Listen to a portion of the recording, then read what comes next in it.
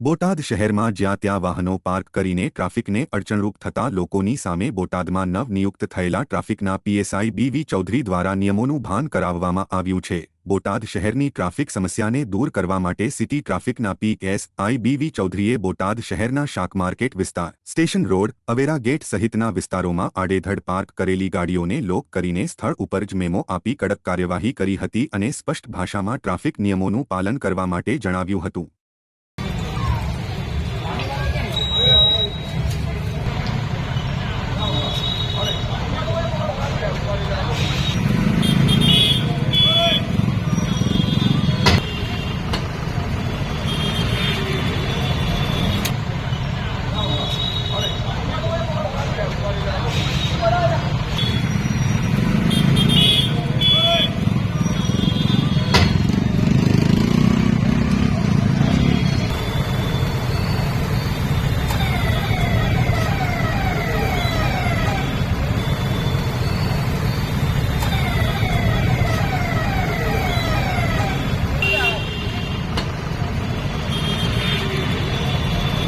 હું PSI BV Chaudhary, city traffic શાખા બોટાદ સિટીમાં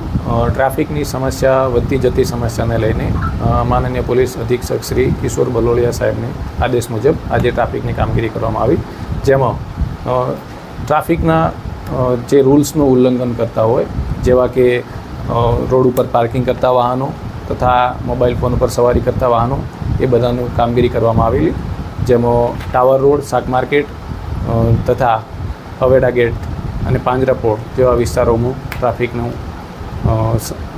કામગીરી કરવામાં આવેલી હતી।